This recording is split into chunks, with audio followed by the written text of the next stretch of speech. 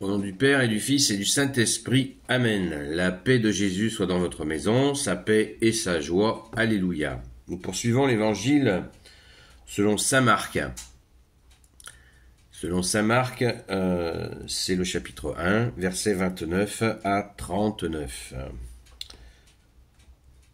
En sortant de la synagogue, pardon Jésus, que ta parole, ô Jésus, rentre dans mon esprit, que ma bouche proclame ta parole et que mon cœur l'accueille. Amen. En sortant de la synagogue, il se rendit à la maison de Simon et André, avec Jacques et Jean. La belle-mère de Simon était au lit avec de la fièvre. Tout de suite, il lui en parle. Jésus s'approche et la soulève en la prenant par la main. La fièvre la quitte et elle commence à leur faire le service. Au soir, dès que le soleil fut couché, on commença de lui amener tous ceux qui souffraient de maladies ou de démons. La ville entière se pressait devant sa porte. Jésus guérit de nombreux malades atteints de diverses maladies et chassa de nombreux démons. Mais il ne laissait pas parler les démons, car il l'avait reconnu.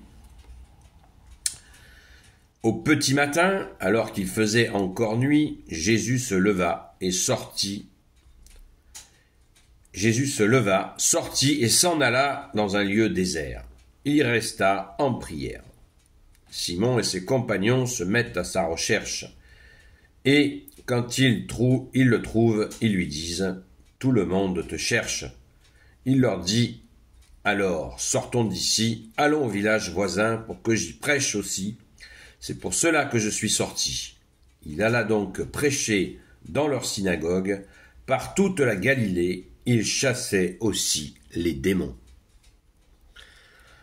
Merci Jésus pour ta parole. Alléluia. Alors, cet épisode, il fait toujours réfléchir, il fait cogiter. Pourquoi ? Parce que la belle-mère de Pierre, c'est dire que Pierre était donc marié, s'il avait une belle-mère. Oui, et alors ? Donc, le premier pape était marié. Et alors ? Cette façon toujours bizarre de vouloir refaire ou comprendre les choses d'une certaine manière au lieu de les prendre comme elles sont, sans en faire une interprétation qui n'a pas de sens. D'ailleurs, le plus important n'est pas là. Parce que Saint Pierre, vous le savez, il a donné sa vie à Jésus. Et après, comment ça s'est passé dans sa famille, tout ça nous regarde assez peu, finalement. Ce qui est important, c'est que Pierre que Jésus se soit appuyé sur lui pour créer l'Église catholique, le démarrage, et on n'oublie pas que le grand Saint Pierre, eh bien, il a été martyrisé, il a été jusqu'à donner sa vie pour lui. Alors, pour ceux qui voudraient donner des leçons, voyez le chemin. Si vous voulez donner des leçons, voyez le chemin qu'il a pris. Voilà. Et après, on peut en discuter par rapport à vos propres œuvres. Voilà. Petite parenthèse qui me paraît toujours importante à préciser. Maintenant, ce qui est important, c'est de comprendre ce qui, à mon avis, est important, c'est de saisir que Jésus se met auprès des gens, les Galiléens, les gens pauvres. Vous voyez, la belle-mère, elle vit dans la même maison. Je ne sais pas si vous avez déjà été en Orient, moi, c'est déjà été mon cas, où les gens pauvres vivent dans la même pièce. Ce fut le cas chez nous il y a pas si longtemps que ça. Les gens pauvres vivent dans la même pièce, c'est pas chacun sa chambre, évidemment.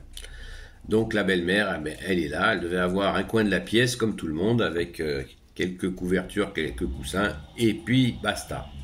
Voilà, donc elle est là, elle est malade, donc Jésus naturellement va vers elle, comme il le fait d'ailleurs avec tous les gens du village. Qu'est-ce qu'on retient de cette question des gens du village, justement?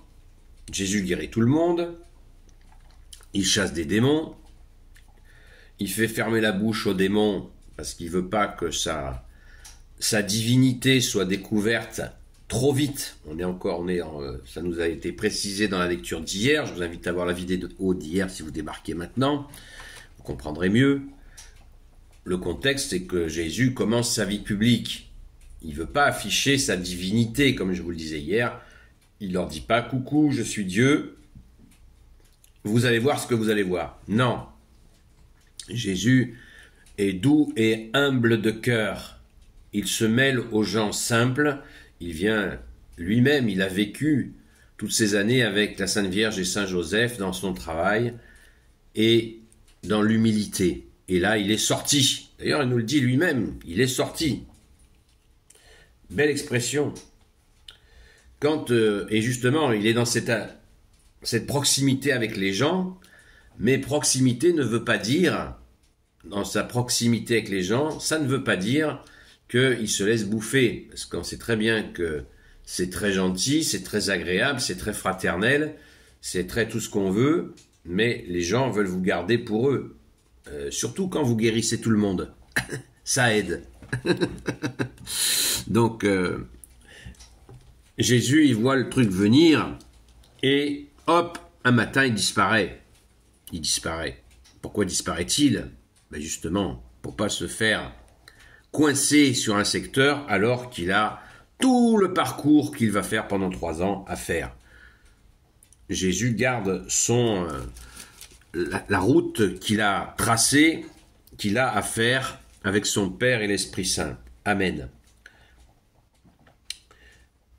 Il lui est dit au verset 36, « Tout le monde te cherche. » Il leur dit alors, verset 38, « Sortons d'ici, allons au village voisin pour que j'y prêche aussi. » C'est pour cela que je suis sorti. Voilà, il n'est pas venu pour juste les Galiléens tranquilles, après avoir vécu auprès d'eux pendant des années.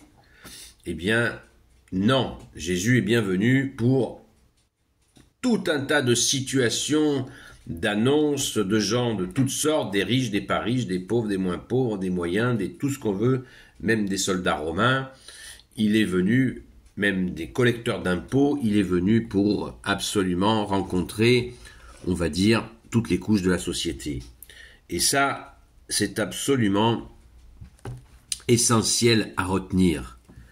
Cette proximité, Jésus se fait proche, le royaume des cieux se fait proche, c'est Jésus lui-même qui est ce royaume des cieux.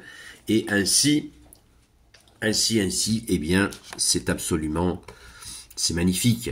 C'est magnifique parce que cette proximité, eh bien, Jésus continue à l'avoir avec tout milieu social. C'est pas réservé à une caste. Jésus ne se laisse pas enfermer. Voilà. Jésus ne se laisse pas enfermer par qui que ce soit, par aucune catégorie sociale, comme on ose dire de nos jours. Quel vilain mot. Voilà. Donc, soyons dans cet accueil de Jésus, arrêtons d'écouter le malin qui nous dit « Mais non, tu n'es pas digne d'accueillir Jésus. Mais non, mais Jésus a autre chose à faire que s'occuper de toi. » Ça, c'est le démon qui nous suggère des mensonges, puisque c'est le prince du mensonge, donc ne l'écoutons pas. Écoutons la voix du Seigneur, qui est Jésus, le Christ Jésus, comme dit le grand Saint Paul. Alléluia! Gloire éternelle soit au Père et au Fils et au Saint-Esprit, maintenant et toujours et pour l'éternité. Amen. Ô Marie, bien-aimé Jésus, toi qui peux tout et qui portes tout, je te confie toutes celles et ceux qui regarderont cette vidéo, ainsi que leurs proches, selon ta seule volonté, ô Jésus. Sainte Marie, Reine des cieux, toi l'Immaculée Conception, toi qui écrases le serpent, toi qui as la lune sous tes pas, s'il te plaît, je te confie toutes celles et ceux qui regarderont cette vidéo ainsi que leurs proches selon ta seule volonté, ô Jésus. Grand Saint Joseph, toi le juste et le saint, toi le sage, toi la terreur des démons, toi le saint gardien de la Sainte Église catholique et apostolique, Sainte Marie-Madeleine, notre chère Sainte Patronne, Saint Michel Archange, s'il vous plaît, je vous confie toutes celles et ceux qui regarderont cette vidéo ainsi que leurs proches selon ta seule volonté, ô Jésus. À très vite!